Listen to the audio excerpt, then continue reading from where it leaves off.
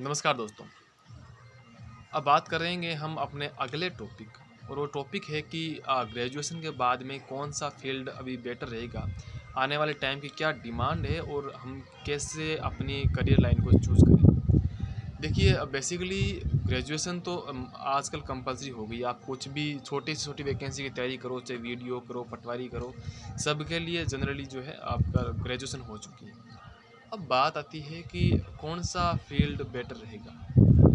देखिए पहली बात तो है आपकी इंटरेस्ट पर कि आपका टारगेट क्या है। अगर आपने अब तक टारगेट बना लिया है तो बिना किसी की सुने आप उस टारगेट की ओर बढ़ते रहिए। उसके रिगार्डिंग आपको मेरी कोई हेल्प चाहिए तो आप मुझे बता सकते हैं, मैं आपकी पूरी हेल्प करूँगा। उसके अलावा अगर आपने कुछ डिसाइड नहीं किया अब तक और कुछ समझ नहीं आ रहा है कि भाई किस रास्ते की ओर जाए, तो आप एक बार विचार करिए वापस कि क्या मेरी मानसिक क्षमता, मेरी बौद्धिक क्षमता इतनी है कि मैं ग्रेड फर्स्ट, ग्रेड सेकंड या ऑफिसर पोस्ट की तैयारी कर सकता हूँ।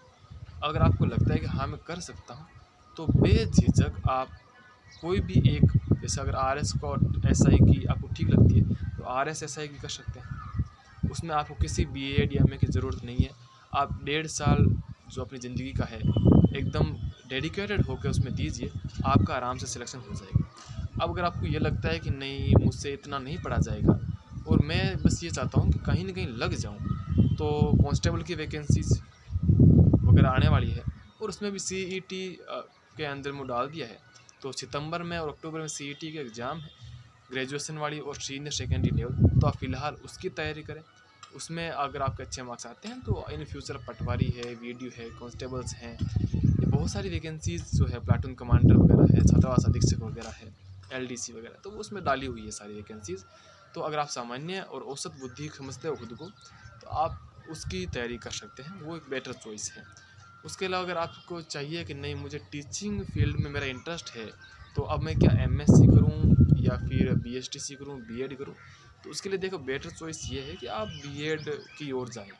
बी एड में बेनिफिट ये होगा कि आप लेवल सेकेंड, ग्रेड सेकेंड और ग्रेड फर्स्ट तीनों के लिए एलिजिबल हो जाएंगे। दूसरी बात, आप जैसे ही बी एड ज्वाइन करें, बिना समय बर्बाद किए आप किसी कोचिंग इंस्टीट्यूट या फिर किसी सेल्फ स्टडी के टेस्ट सीरीज़ के कोई भी ऐसा संस्थान है उसको ज्वाइन कर लीजिए जहाँ पर आपकी नियमितता बनी रहे और 1-1.5 साल में आपकी तैयारी हो जाए आराम से अच्छे से, ताकि बीएड के बाद में जैसे ही कोई वैकेंसी आए आप उसमें लग जाएं। वरना जनरली बच्चों से गलती ये होती है कि आप वो बीएड करने के बाद सोचते हैं अब तैयारी करते हैं, उसका नतीजा ये निकलता है कि उनके हाथ से वैकेंसी निकल जाती है।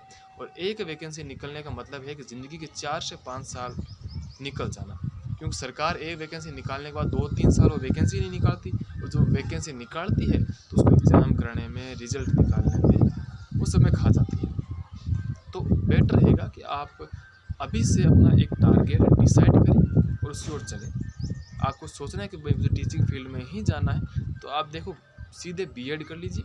और अगर आपको चाहिए कि मैं एमए या एमएससी भी करना चाहता हूं, तो कोटा ओपन से आप अपनी एमए और एमएससी कर सकते हैं। 2 साल में आपकी बीएड भी हो जाएगी और एमए एमएससी भी हो जाएगी। ठीक है, धन्यवाद।